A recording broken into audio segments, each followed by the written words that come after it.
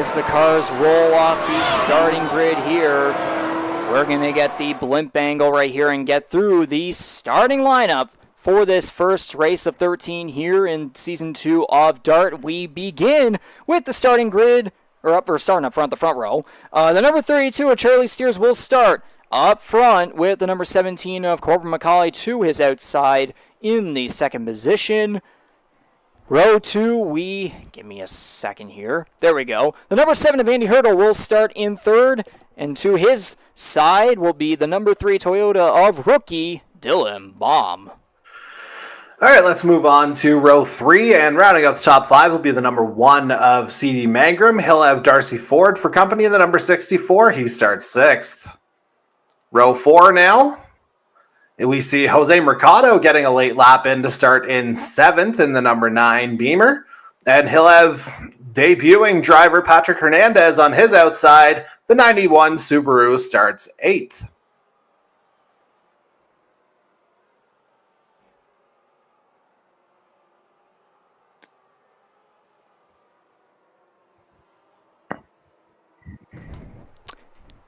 Moving on now to round out the top 10, we have the number 12 of Mike Marini and the number 99 of rookie Jonathan Swainson. And just outside the top 10, we have the number 2 Ford of Daniel Cudmore, network and series founder. And then again, we have another rookie. It's the number 15 Toyota of Kyle Knoll. On row 7 now, and drawing lucky 13 is the number 10 of Jason Butler, driving a Rolls Royce, it would appear. And he'll have Ty Higginbotham on his outside. The number 97 Toyota qualifies 14th for this one. Moving on to row number 8, we've got a couple of guys I was talking about in the pre-race. Michael Dimitrov, he'll start in 15th in the number 19 Ford. A couple of Winston Racing Group drivers here, actually. Dimitrov 15th, Darcy Cudmore on the outside, starting in 16th in the number 75. And now to round it all out, we have the number 77 Chevrolet of Hunter Young and the number 67 Vespa. I think that's what it is. Yeah, of Ivan Reynolds. And then to round it all out, the number 80 of Mark Roulette will start in the 19th position. I only really refer to numbers, manufacturers, and names right there, but I was just going through something technical right there. And also as well, this is the first starting grid that we're doing this season, so there's a lot of things, a lot of multitasking going on here, but yeah, that is your starting grid right there. Thankfully, we're getting 2 pace laps to do this because we went well over 1 pace lap to get that entire starting grid. Of course. Yeah, it was a little tight, a little bit faster, and we could have gotten away with 1, but yeah, 2 was very helpful.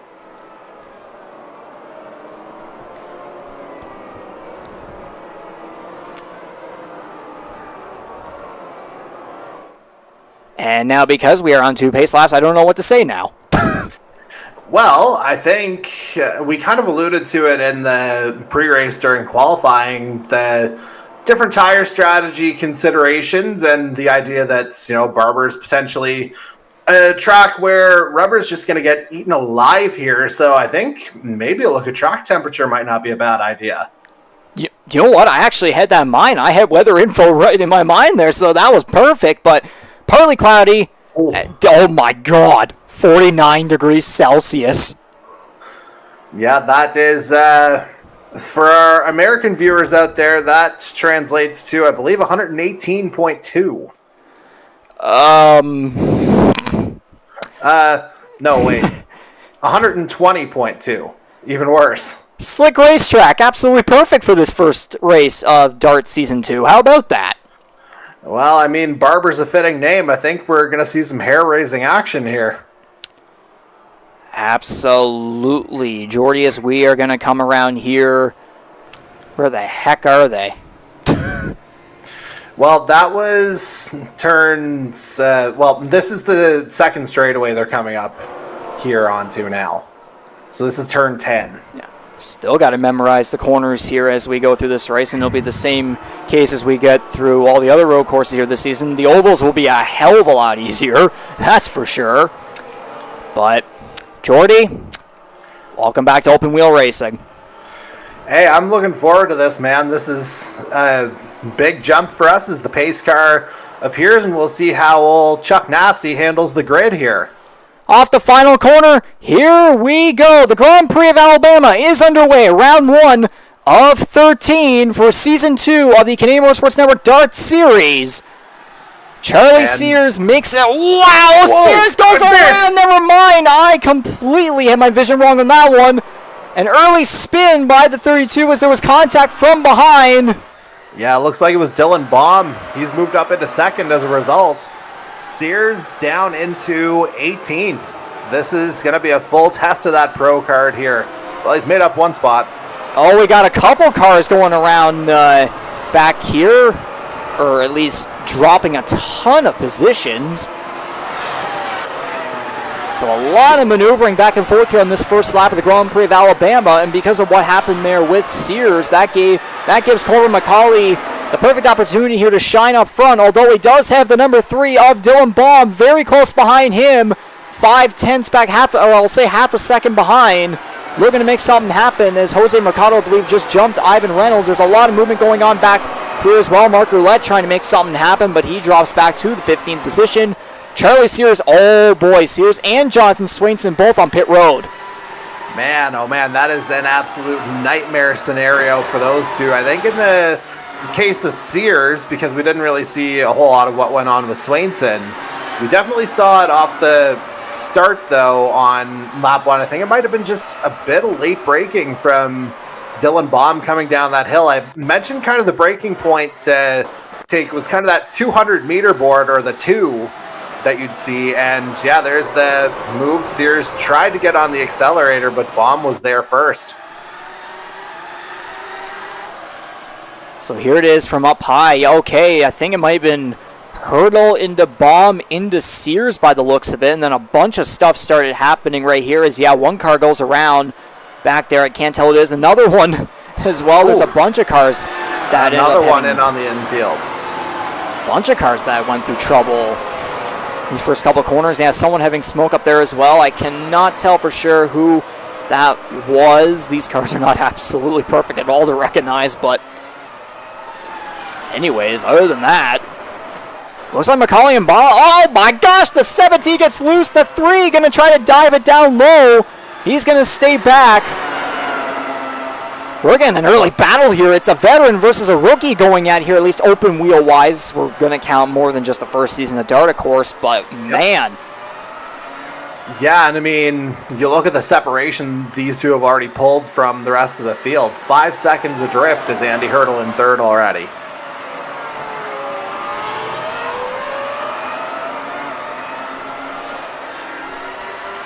So Andy Hurdle in the 3rd position, Mike Marini 4th, Darcy Ford currently rounding out the top 5.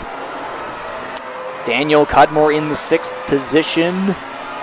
And I believe... Whoa, something happening here. Oh, Ivan Reynolds is in trouble. The right front tire has come off.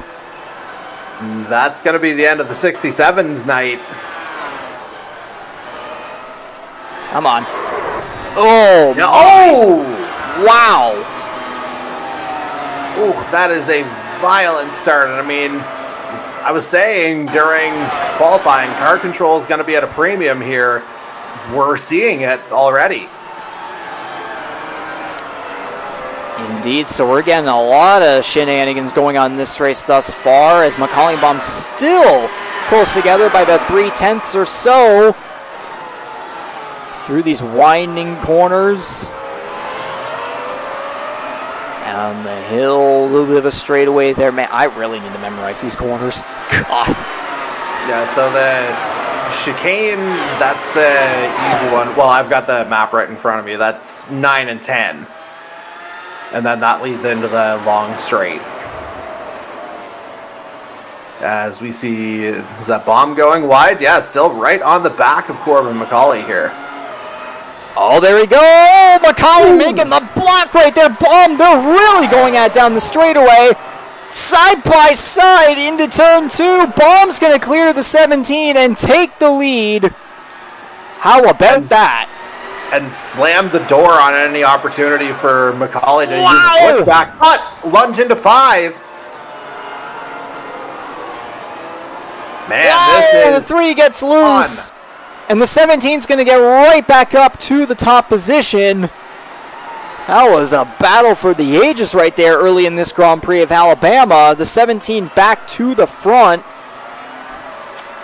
I'm seeing a couple cars here laps down. Jason Butler, Michael Dimitrov are 1 lap down each. Ivan Reynolds still in his pit box at 2. Mark Roulette's at 2. Hernandez now just coming off the pit lane at 3. Charlie Sears still in his pit box at 4 laps down, and it looks as though Jonathan Swainson is the first DNF of the race, as you can't even see him anymore. On my timing screen, he's completely blanked out.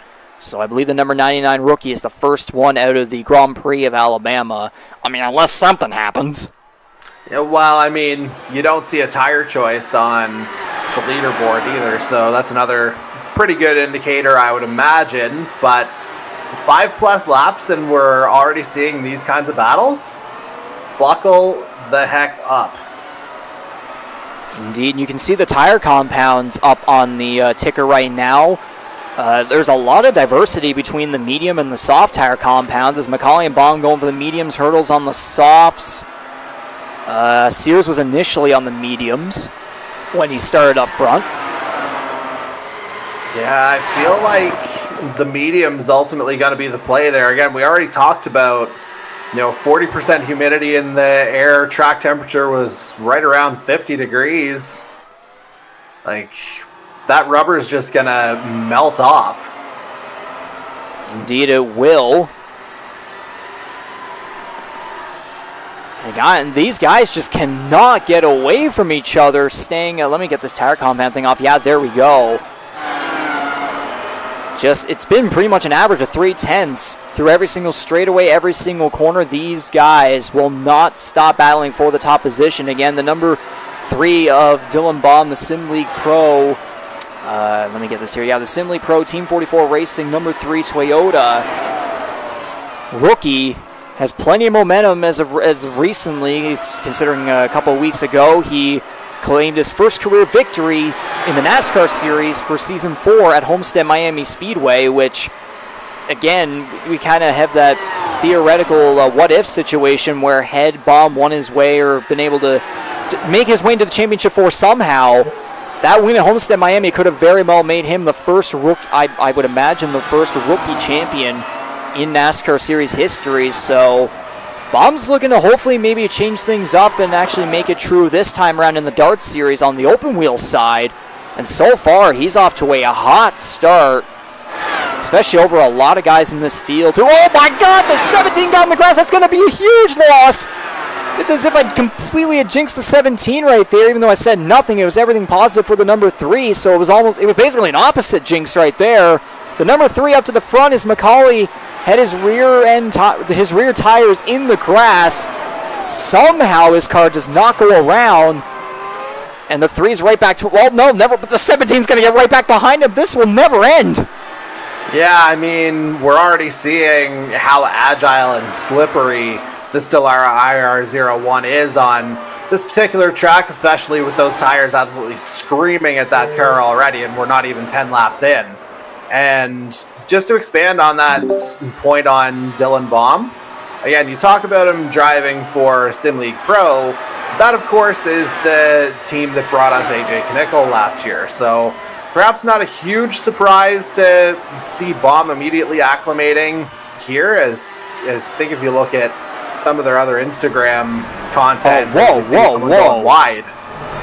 Yeah, Patrick Hernandez went wide right there. Down that, which straightaway would that be again? That's into turn 5. Yeah, turns 4 through 5 down that straightaway. A bit of a hill going down right there. But Dylan Baum now has kind of extended his lead there to now half a second instead of, it was again about 3/10 or so separating the two on average. And if you look back here to 3rd place, Mike Marini's freaking 17 seconds back. So these two are pretty much just killing the field. They are the absolute kings here so far at Barber Motorsports Park. But again, this is still pretty early. We still had to go through pit stops and see these drivers have to do their come up with their mandatory 2-tire compound strategies, which that's what we mentioned in the pre-race show.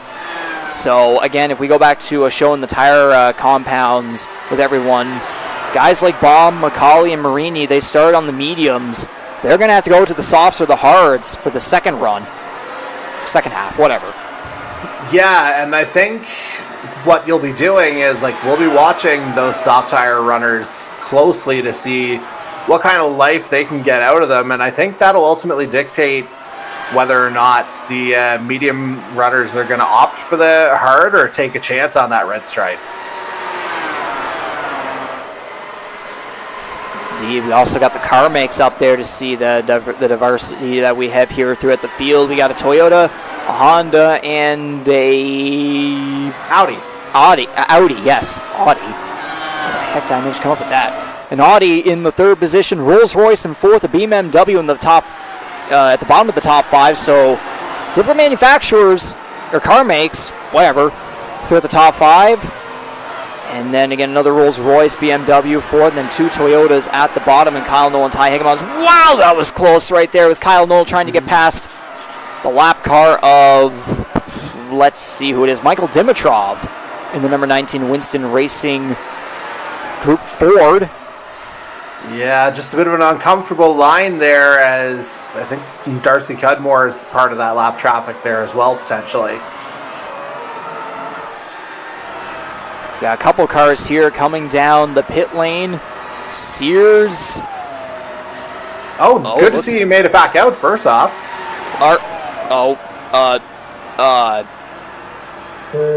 I think you might have been completely wrong on that, because now he has disappeared off the timing screen, or at least been blanked out. Well, I mean, we technically saw him. I wonder if there was a one lap, give it a try there almost. Ivan Reynolds decidedly will not be coming out.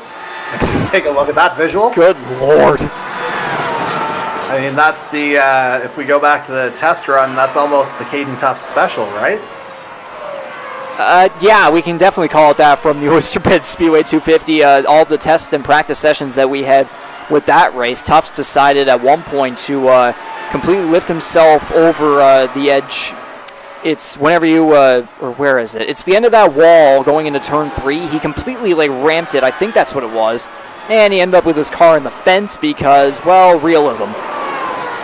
Yeah, and again, he tried the same thing at Indy last week going into turn 1, I believe. So there's precedent there, as we were just watching Dan Cudmore. I can't remember if I mentioned it on the pre-race or not, but again, the lovely Brian Herta inspired liveries. We got someone else off. I think that was roulette. Well, there's the move into pit lane, so yeah, that wouldn't be a huge surprise if that was indeed what wound up being the case.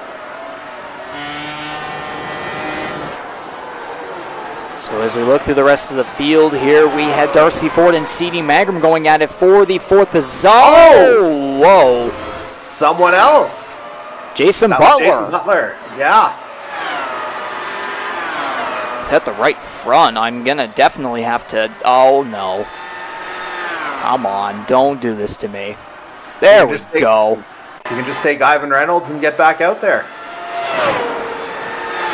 Reynolds lost the other side. So we'll see what happens. Oh, what? Ooh. Looks like that was Darcy Cudmore who might have gotten spun around first, and yeah, Butler was just collected. So the 75 had trouble. Yeah, left side tires in the grass, and then he tries to, kind of got stuck there, and then, oh, man. Oh. Yeah, that hurts. Begs the question here, though. Oh, we've seen a lot of stuff happen. One thing we haven't seen is yellow flag. No, we had not seen a single yellow flag just yet. I think one person was saying earlier that they think the race could very well go green the whole way, and that pretty much will be the goal. But if we want to go back to the leaders very quickly, the number 3 of Dylan Baum is now well over 2 seconds ahead of the 17, so the rookie is really shining here thus far. Again, if we do go back to the laps since last pit, a bunch of these guys, again, at the top, still haven't pitted yet, but there are a couple of guys like Dimitrov, Butler, Hernandez, even though these guys are multiple laps down, they have pitted a little less time compared to the top dogs, so I don't know if I would necessarily say anything about them right now. It'll be about the top 11 that will be the most concerned about, or maybe the top 9, because only 9 cars are currently on the lead lap from Baum through Daniel Cudmore. And then Ty Higginbottom is currently the first car 1 lap down. Yeah, and the fact that we're talking about this a third of the way through the race is it's kind of wild, and it speaks to the pace out front.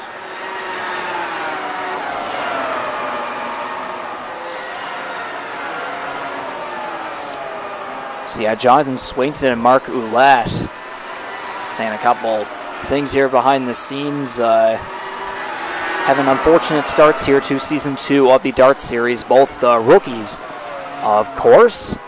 I know a recent test race that we did with the Indy I guess we could technically call it. It was on the Indianapolis Road Course, Motor Speedway Road Course. I believe Swainson finished second? Yeah, he did. So, interesting detail there, but unfortunately, out of the race, 15 laps down in 19th. Again, reminder, there is 20 cars on the roster, but Caden Tufts couldn't make it out tonight, so hopefully we'll be able to see him next week.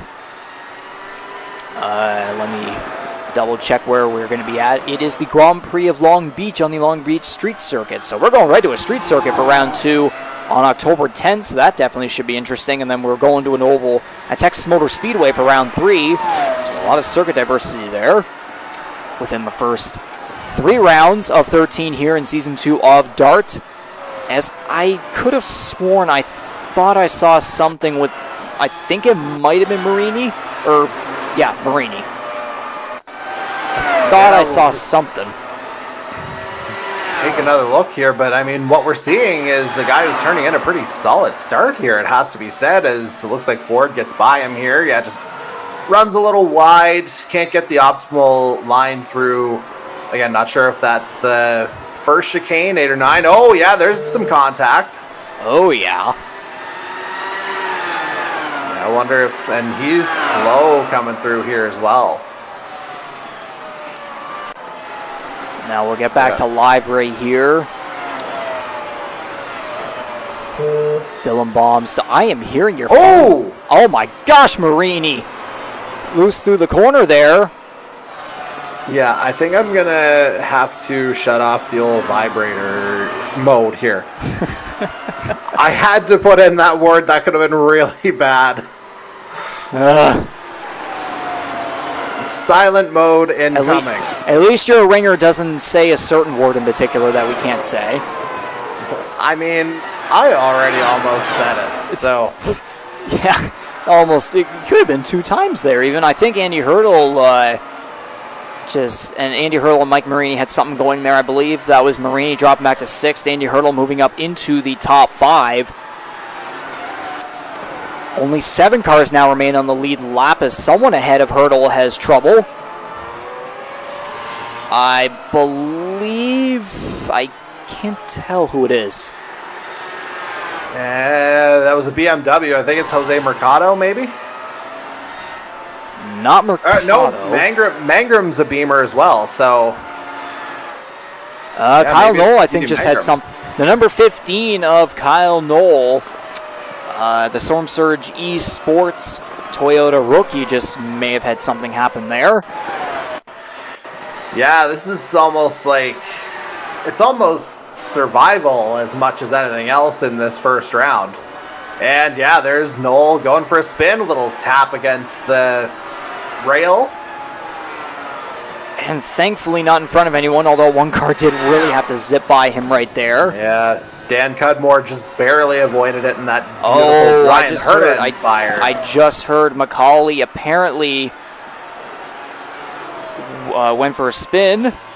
Just give me a second. There we go. Now we're going to have to look back and see what just happened. I thought I saw maybe a little bit of a jerking motion there in terms of spinning. That's the fastest I've ever seen him. There we go. Oh, yeah, there it is. There we go. Yeah, down into 5, and yeah. Oof. Oh, yeah, no, that happened right behind Noel. We didn't catch that. Oh, jeez. Oh, yeah, that's interesting. Well, it seems like that section of track has caught a number of drivers out. Here he goes again. This one's live. And I swear I shut off that phone vibrating, so let me try that again. So the 17 live this time spun around as soon as we came back live, he went around again. And now that puts him 10 seconds behind the number 3 of Dylan Baum, who is just straight up. There's some like statement I'm trying to think of. Like he's the class of the field. Yeah, I mean, well, especially with a couple of spins for McCauley here now as he locks up. Oh, the 3 now locking. How slick is the track now? Oh, it's only it's 1 degree less. That's nothing. My God. Or 1.8 for our American friends. Yes, I am not smart with math, so thank you for that. Oh, Mike Marini coming down the pit lane. And was he on mediums? Well, if we look at the laps since last pit, he might be the first guy of these top dogs here that'll be figuring out the strategies and everything. No, that's not what I wanted. I think the medium tire compound is what he started on, so we're going to see after this pit stop what he's going to take as Ouellette and Reynolds continue to try and set Guinness World Records. Yeah, I mean, he's got a long way to go to get to that other special event stop, but yeah, not ideal, to say the very least. And then, yeah, it'll be interesting to see, as you said, what Marini happens to go with here. As he is in his box, would that be a penalty? I mean, this feels like a very long stop. Unless there was damage incurred along the way, which would not be a surprise. Keep forgetting about the damn ticker issues that sometimes can happen here, but might replay here to see if maybe something happened with... That is not who I'm looking for. There we go. For some reason, they had me on Darcy Ford. Oh, the 17 spun again. Yeah, that's a couple. Oh, wow. Oh, yeah, that was just... He touched those left outside wheels on the grass first, and yeah, he was basically just a passenger at that point. So clearly, so the medium's coming to the end of life. So CD Magram and Jose Mercado with these laps since last pit feature here on the ticker. It appears that they just came onto pit road recently. Marini's still stuck in his box. Yeah, well, he pulled a Gretzky, it appears. 99 seconds. Looks like he's just emerging. 7.78 by contrast for McCauley. So Ty Higginbottom now coming down the pit lane. It'll be interesting to see the tire compound feature here eventually to see what guys have decided to go for. Yeah, I feel like, again, McCauley started on a medium, came in lap 21 into 22 as we see Dylan Baum in now from the race lead. You'd have to think that a soft would absolutely be screaming, otherwise you're looking at a second stop. Indeed, so 8 seconds right there for the number 3. And I guess we might as well look at the tire compounds now. Oh, we got a lot of soft takers. Okay, that's interesting. I would have figured it would go the other way around, because, I mean, pace is one thing, but if you can't keep it on the track, pace doesn't really matter. Indeed, these soft tires really wear out within a couple laps. I don't know if there's an exact number estimate or anything, but the soft tire compound is usually what you'd see with like Formula 1 when it comes to the qualifying sessions within like the final minutes or so of each Q1, Q2, Q3, whatever. But yeah, some guys here in this second Second. Say it again. Okay, I just got word that McCauley is apparently not on the softs, so I don't know what's up with that. So that makes a little more sense if you opted for the hard. So yeah, okay, yeah, he isn't. You can clearly tell he's on the hards because of the, I believe it's the gray color right there. So I don't know. Maybe we just figured out another ticker malfunction or something. But I guess we might. I think because of that, why not? We'll just take a look at the cars visually. Looks like Dylan Baum. That's yellow. That's medium. On the mediums. Did he start on medium? If he did, that would necessitate a second stop. I can go back here through the broadcast and see for sure. Yeah, Baum started on the mediums. So I wonder if this is just like a consistent run as we see someone else spun there in the back. Yeah, I wonder if it's just like maybe he'll pit around like lap 40 or 41 and go for like a 5-lap sprint on the softs. Like clearly he's got the pace. But so any kind of a... Whoa, what in the world happened here with Kyle Knoll? Well, he's got Dan Cudmore in front of him trying to make him... Oof. This is almost Schumacher and Coulthard at Spa. Only much drier. Tire to tire contact. The 15 goes spinning around. Daniel Cudmore able to drive it off. Gets a bit of the front wing of Cudmore for good measure. That as well. And so 6 cars are out of this race. Jason Butler, Darcy Cudmore, Mark Ouellette, Charlie Sears, Ivan Reynolds, and Jonathan Swainson. All out. Only 13 cars remain. Only 5 remain on the lead lap. Dylan Baum still leading the way by 11 seconds over Darcy Ford. Andy Hurdle, Corbin McCauley, and C.D. Mangrum rounding at the top 5. So, again, a lot of familiar names from Season 4 of the NASCAR Series currently, I guess, in quote-unquote familiar territory in terms of what we've seen in recent weeks, obviously. Mm-hmm. And Daniel Cudmore now in the pit lane. I wonder if he came down because of the damage. We can take a look and see if that was the case. Yeah, I mean, Kyle Knoll clearly came out worse from that. Like, the proof was in the visual, of course, but yeah, there's no way the two wouldn't have sustained something.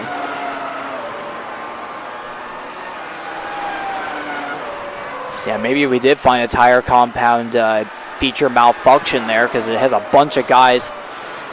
It says a bunch of guys are on the softs, even though we can clearly tell, especially with the number 17, that because number 17's on the hards. I'm going to see with that other guys here where they're at. Darcy Ford is on the hards. Andy Hurdle, I believe, looks to be on the hards as well. McCauley there. Mangrum, by the looks of it, is also on the hards. Yeah, I mean, a lot of cars on the hards. Yeah, like, it didn't feel logical to go medium then soft if you're coming in before the halfway point of the race to make your stop, because, like, those softs, we've talked about how this track is just going to eat those tires alive. Like, Caillou's going to be envious of how bald those things are at the end.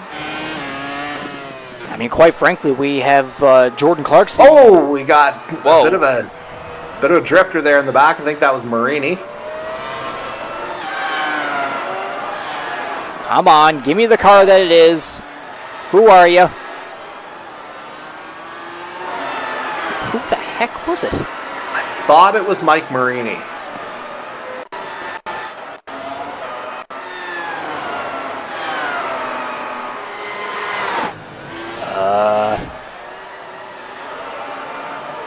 This is where the elevator music comes in, folks. Yes, indeed, but what I was going to say was Jordan Clark was saying there's so much spinning that I'm beginning to believe that the track is covered in oil. Honestly, I agree. Yeah, I mean, it's definitely not going to be ice in Alabama.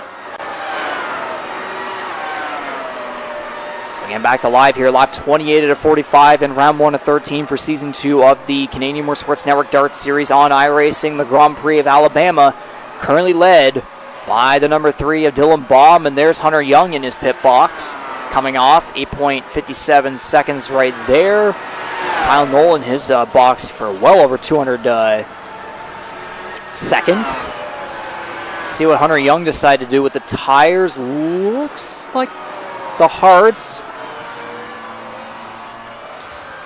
Again, I'd have to think so, just with, you know, the sheer degradation as much as anything else.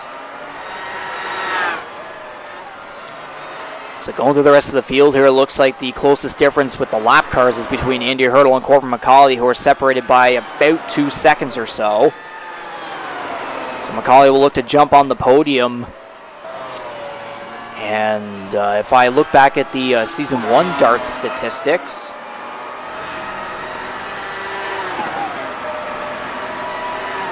yeah, that was a bit of a misnomer, that Season 1, or a bit of an outlier, I guess is the better term, because I know Project Cars was not Corbin McCauley's friend. So yeah, I'm recalling McCauley again, 7 races run during the 2022 season of darts, 0 podiums, so he's looking, yeah, actually, as a matter of fact, he just did land in the 3rd position right there as Darcy Ford has come down the pit lane, and I just heard something here, maybe there is another solution to the compounds. Oh. I think no. Ford started on soft, notably, and has come out on medium. So no, the driver info tab doesn't even seem to have it right, as again it says there's the soft tire compound, but very clearly we can see the gray hards on the number 17, and I'd imagine it'd be the case with everyone else that are on the hard tires. As now Andy Hurdle has come down the pit lane, eventually coming to 15 laps to go in the Grand Prix of Alabama, and you are getting a very up-close view of a pole. I have no comment. Of course you don't. No, that's one of the rare times where I don't. That's what our new audience is going to learn. I'm showing restraint here, ladies and gentlemen. Indeed, showing restraint, apparently. So Hurdle, 7.75 second pit stop.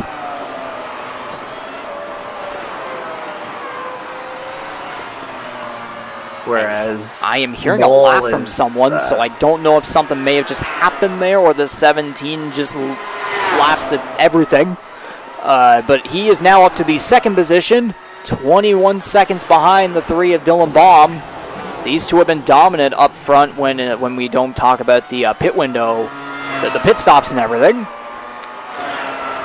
Yeah, and again, I think the fact that Baum's gone medium, I think he's going for like a 5-lap soft sprint at the end.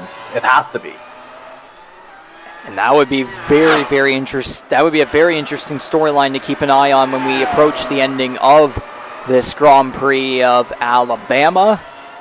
C.D. Magram at the bottom of the podium at the moment. Darcy Ford 4th. Andy Hurdle dropping back to 5th after that pit stop that he made.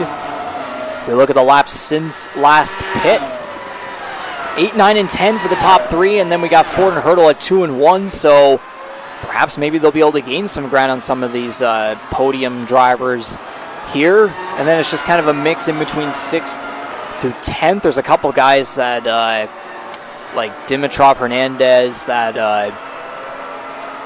haven't pitted in absolutely forever. But again, they're mired laps down 3 and 4 respectively. Yeah, getting caught up in early incidents in the case of Hernandez, who's still out there. He was definitely one of those guys who, had some immediate issues, shall we say. Definitely not the same level of his misfortune as, say, the likes of Charlie Sears and Jonathan Swainson. But certainly Hernandez caught up in some of the opening lap shenanigans, as well as we just see him running wide again. Indeed, he ran wide again right there. I almost said ran wide. No wascally wabbit. Dear God. Well, I mean, I could see Elmer Fudd in Alabama, couldn't you? Anything's possible in Alabama. Fortunate to see, though, the number 12 of Mike Marini driving for True North Racing in his second season of dart action in his number 12 Audi. Unfortunately, again, we saw him running up in the top 5 and maybe even had the pace for a potential podium. Also, do ignore the tire compound, obviously. It's very clearly on the hards. But yeah, the number 12, I mean, 8th is not too shabby, again, for a 19-car field, but I would no doubt think that he knows his pace in this race. But again, right now, 2 laps down, it wouldn't surprise me one bit if he thinks he could have built himself up a better result here as we come down to the end of the Grand Prix of Alabama. Again, we still have 12 races remaining, but someone like the number 12 would want to try and be up front as consistently as possible to be up there running for the championship. And again, we look back at the standings from last season. Marini only ran 8 of 10 races with 1 podium, 1 pole, 4 DNFs. So definitely looking to improve himself here in this second season of dart racing. And the other variable in that for the drivers who were early casualties, and one of the other things that we didn't mention when we were addressing rules earlier, your worst finish gets dropped. So there is a freebie there at some point. That is correct, as the number 91 of rookie Patrick Hernandez goes wide into the grass, and now will come down pit road. I believe that was through turn 14 right there. Yeah, I mean, right before the entrance to pit lane, that would certainly check out. Just as Dylan Baum's trying to check out. So 12 laps to go. Now we're going to be coming around off this final corner here to 11 as the number 3 of Dylan Baum leading the way by 26 seconds over the 17 of Corbin McCauley. Although I would imagine with the 3 being on the someone I think may have just went wide there. Yeah, very wide. If we're talking ahead of Baum, I think that was Michael Dimitrov we were seeing.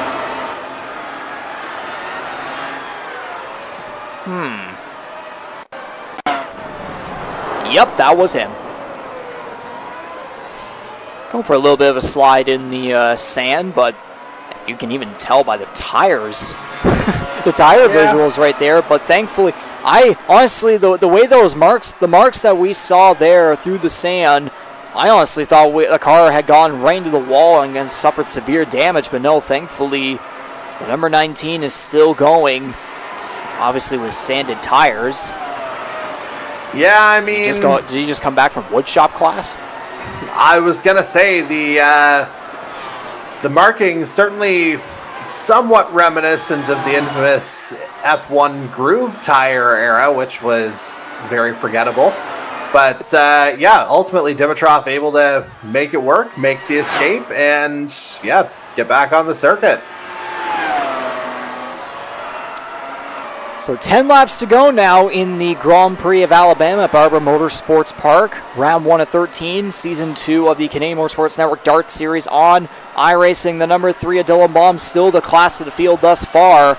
But again, with that rule where you must use 2 tire compounds during a race, he's on the mediums right now. It wouldn't be surprising if at some point he comes down pit road and goes for either the softs or the hards. I would imagine the softs, maybe if it's like 5 laps to go or something, but I think right now he's trying to make his way, he's trying to put himself as furthest as possible from the 17 so that he still has somewhat of an advantage when he does make this eventual pit stop. And I mean, AJ Knickel, if I recall, did deploy this strategy once or twice in Season 1. So maybe not entirely unprecedented, but, I think there is a bit of a gap building up here. And, once that red stripe goes on, as we presume it will, that'll be, just Baum finding yet another rocket ship for those last few laps, however long he opts to go. He pitted at lap 20, I believe, on that first set of mediums. It says 14 laps since the last pit here on the ticker. Okay, so 22 then. Thank you for that math. If you look at the race summary so far, 0 cautions, only 1 lead change. A number of different leaders at 3. Well, lead changes are, I assume lead changes means like lap-wise, because the number 3 and the 17 certainly, I think, have more than one lead change, quote-unquote. Not to mention the fact that neither of them started on pole position, so by default, there would have to be some changes there. iRacing, get your math together. I mean, yeah, pole sitter Charlie Sears looking to make a name for himself. Again, as the first driver in Canadian Motorsports Network history to have a pro license somewhere on the iRacing service. Unfortunately, crashes out on lap 9 due to contact from behind. That put him out of the race. Again, it says minus 35 laps down. I mean, 8 laps to go in this race, Jordy. We're still waiting for that number 3 to come down pit road whenever it may be. And I was saying earlier, he was going to try and put himself furthest away from Macaulay as possible. And it just kind of seems to be shifting back and forth, whether it's 25 seconds, 26. I think it might have been 27 at one point. So we're really not going to know until he actually makes his pit stop, as now he's going to approach at 7 laps to go in this race. Another part of me also has fingers crossed that he actually remembers that you have to use 2 tire compounds in a race. So that's also fair. Yeah. And the other variable in all this, like, again, the tire difference right now, eventually the hard is going to start becoming the better tire as opposed to the medium, because I believe Baum and Macaulay actually came in around similar times, maybe a lap difference between the two. But yeah, eventually that medium's just going to get eaten up, and you'd have to think, unless Baum's able to deploy something here, you'd have to think that gap is going to start getting eaten up a little bit, which would be kind of your telltale sign to watch for the 3 coming in. Because, oh man, I thought there might have been a little bit of a drift there coming through that final corner, but down the main straight again, and it's going to be 6 laps to go at the line. Still no sign of the number 3 coming down pit road just yet. Again, I did mention I'm hoping that he knows that he has to use 2 tire compounds in this race. So hopefully he comes down at some point. Trying to see if there are any other battles that may be going on out here throughout the field. Okay, so Darcy Ford and Andy Hurdle are close together, about under 2 seconds in between each other, as the number 7 of Hurdle looks to catch up to the 64 of Ford for the 4th position, with 6 laps to go in the Grand Prix of Alabama. Again, only 5 cars still remaining here on the lead lap. Yeah, and while we're talking about that, like we've talked about, you know, 1st and 2nd, 4th and 5th. How about a very quiet 3rd from CD Mangrum so far, it has to be said. Like, just kind of running his own race right now. He's got a comfortable gap between himself and Darcy Ford in 3rd.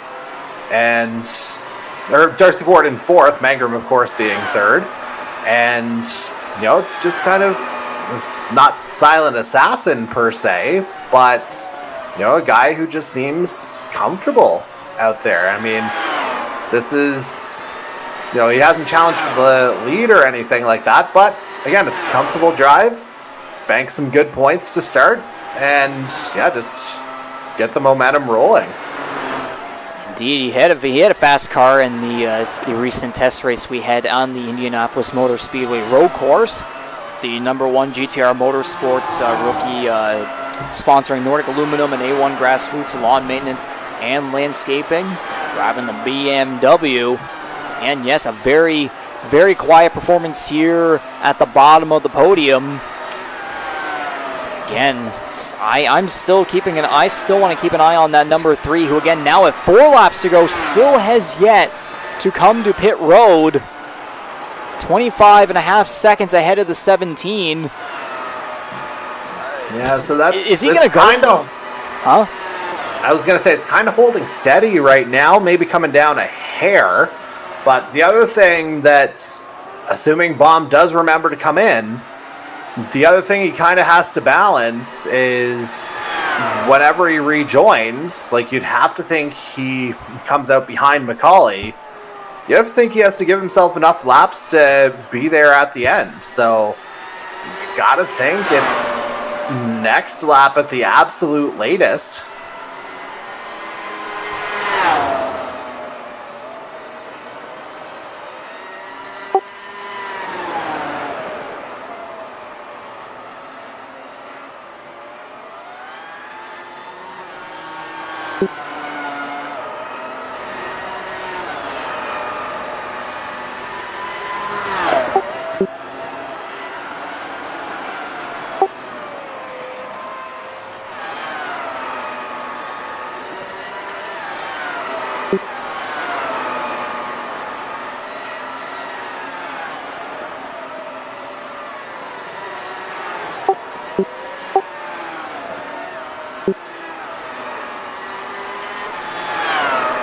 So yeah, still no clue whether or not the number 3 will come down pit road. I mean, now it's at 28 seconds. Yeah, the gap's gone up. I mean, we have to remind everyone that if a car does not use 2 tire compounds during a race, they will be automatically disqualified at the end. So on the scoring pylon, they will just be straight up taken away. So I'm kind of baffled by this. Let me just confirm that he did, in fact, start on mediums. Well, again, the tire compound feature that we did put up on the ticker earlier did say medium, and that was, I'm pretty sure that was correct. It was correct earlier, but if we go back and now use it now, it's completely wrong. Yeah, I'm just kind of watching the start of the race back here just to see if I can find anything. Meanwhile, yeah, he's coming up on pit lane again awfully fast. He'll actually see the white flag this time around, no?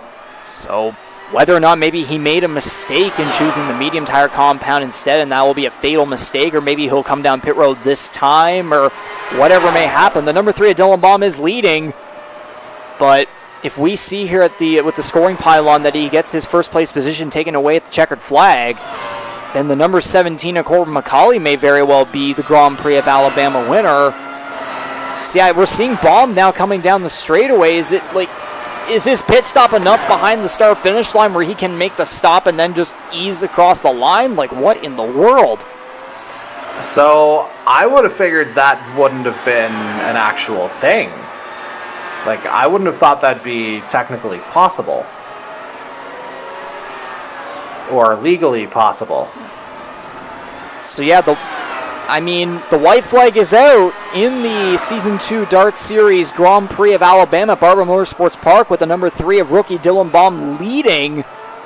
But again, I can confirm he started on medium. Yeah, but again, with that tire compound rule that we have here for this season in the races, he's only been stuck on.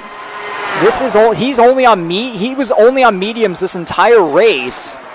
So, I don't know. Are we gonna see here him get taken off? He just passed pit lane. He passed pit lane. He passed pit lane. He's gonna come down the line. He's gonna cross to the checkered flag. But nice desktop. I don't know what to say there.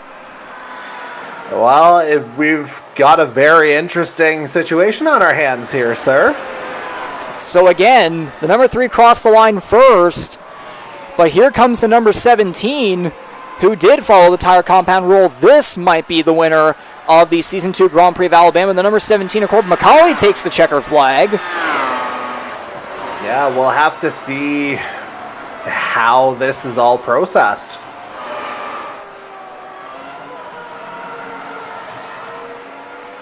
Well, apparently, this is a complete iRacing issue. Give me a second here. Give me a second. There we go. I've been told the number 3 of Dylan Baum started on the mediums and actually this whole time was on the hards. But iRacing showed the mediums everywhere. On the timing screens, on iRacing here, the number 3 won. And right here we're getting a rookie going to victory lane right here. I mean, we might as well just take a look at the unofficial results. There's the number 3 of Dylan Baum up top right there. How about that? We do have a veteran, in fact, in the number 17 of Corbin McCauley, finishing in the second position, 30 seconds behind. The number 1 is C.D. Mangrum, another open-wheel rookie to the network. I mean, network-wise, he's got 2 seasons of NASCAR experience, including 4 wins overall. But open-wheel-wise, C.D. Mangrum with a podium in his first ever start, so how about that? For the 2022 NASCAR Series Rookie of the Year, Andy Hurl and Darcy Ford, 2 former superstars on the open wheel side in the Canadian Motorsports Network, will round out the top 5. And again, top 5, the only cars left on the lead lap. Jose Mercado is a 6th place finish. Very, very solid for a guy, again, who does have an open wheel start on his resume with the inaugural Indianapolis 250. But again, though, that was on an oval. This was a road course. Honestly, for his standards, I think that might have been even a perfect finish for him. I'm sure he's thinking the same for himself. The number 12 of Mike Marini finishes 7th. He definitely had the speed for a top 5, maybe even a podium. But 7th, not bad in the 19-car field. Ty Higginbottom will finish in the 8th position. Daniel Cudmore, the Series and Network founder. And again, going back to the driver details that I have here, let me just...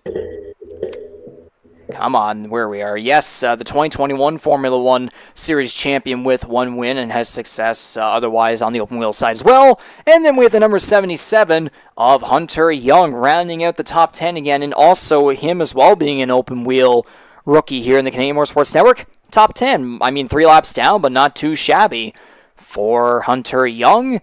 And you know what, Jordy, go ahead with the second half. Yeah, I mean, the second half is pretty much just full of chaos, honestly. If you look at Michael Dimitrov finishing 11th, 4 laps down. Then you got Patrick Hernandez in the number 91 finishing 12th, 5 laps down. Definitely had his share of adventures there over the course of the evening, but that's nothing compared to the 7 drivers who ultimately suffered DNFs, beginning with Kyle Knoll late as he got kind of tangled up with Dan Cudmore there a little bit. Jason Butler, another casualty fairly early on, remembering 45-lap race, of course. That's lap 10. Darcy Cudmore, of course, that was the same incident that claimed Jason Butler, finishing in 15th. Then you have debuting guys in the form of Mark Ouellette and Charlie Sears, finishing a little bit further down the board. Sears, of course, was on pole here tonight, but taken out in lap 1, turn 1. So definitely didn't get to see his full skill set being flexed here tonight. Then you have another early retirement in Ivan Reynolds in the number 67. We saw that car kind of get, beaten up a little bit, to say the very least. And then, of course, Jonathan Swainson rounds out the field in the number 99. Again, more early contacts ultimately affecting his run, and didn't really even get it going by any measure.